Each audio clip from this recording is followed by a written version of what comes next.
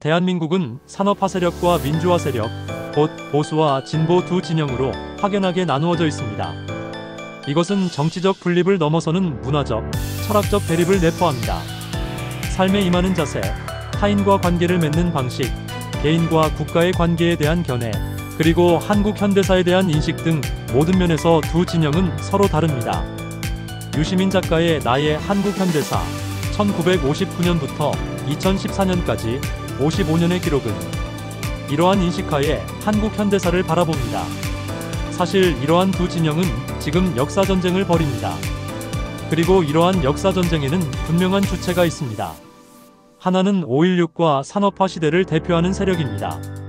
그들은 한국 사회 모든 영역의 상층부를 장악한 채 단단하게 결속되어 있습니다.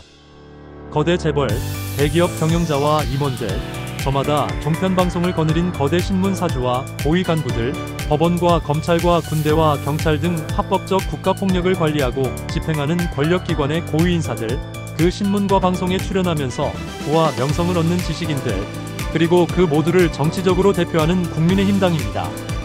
그들은 자신들을 근대화 세력, 산업화 세력, 보수 세력, 애국 세력을 자처하지만 정치적 반대 진영에서는 유신잔당, 오공잔재 세력, 특권 세력, 냉전 세력 또는 수국골통, 내란동조 세력이라고 부릅니다. 이들은 대한민국 정부 수립 이후 지금까지 대한민국의 경제적, 사회적, 정치적 권력을 모두 장악하고 행사해왔습니다.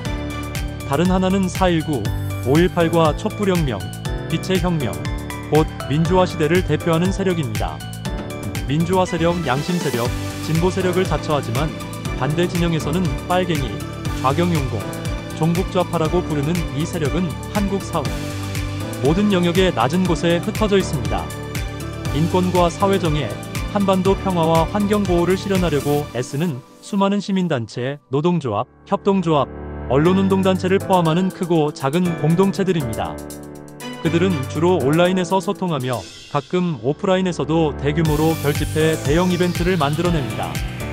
그들 중에 자기가 일하는 분야에서 권력과 돈을 가진 사람들은 별로 없습니다.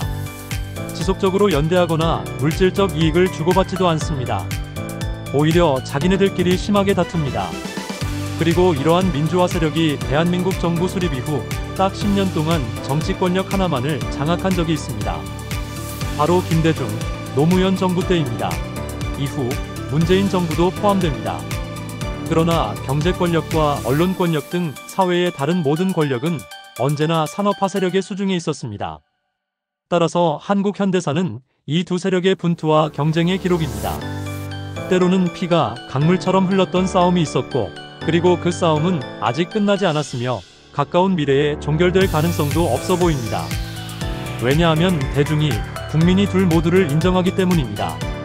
서로 적대적인 두 세력과 그들이 대표하는 두 시대를 모두 인정하는 것이 과연 가능할까요? 유시민 작가는 가능하다고 말합니다. 나는 가능하다고 생각한다.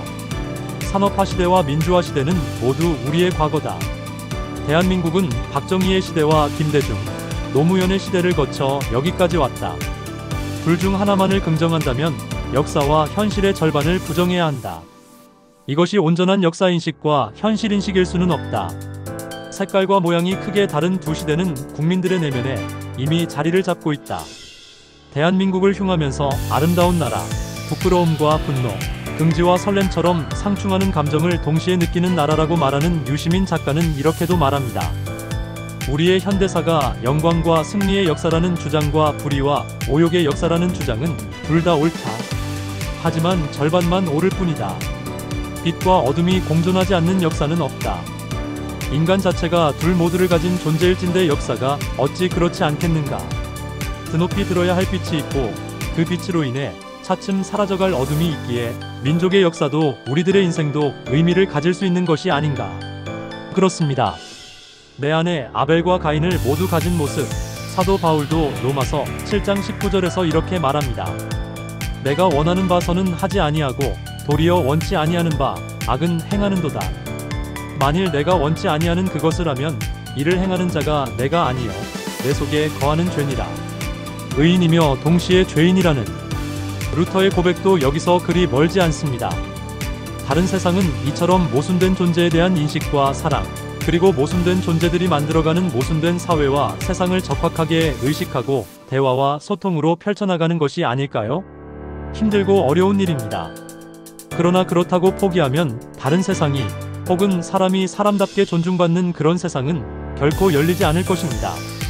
시지푸스가 다시 무의미한 바위를 굴려 올리기 위해 저 언덕 아래로 내려가며 신발끈을 조여 매듯이 지금 우리에게 필요한 것은 바로 그러한 인내일 것입니다.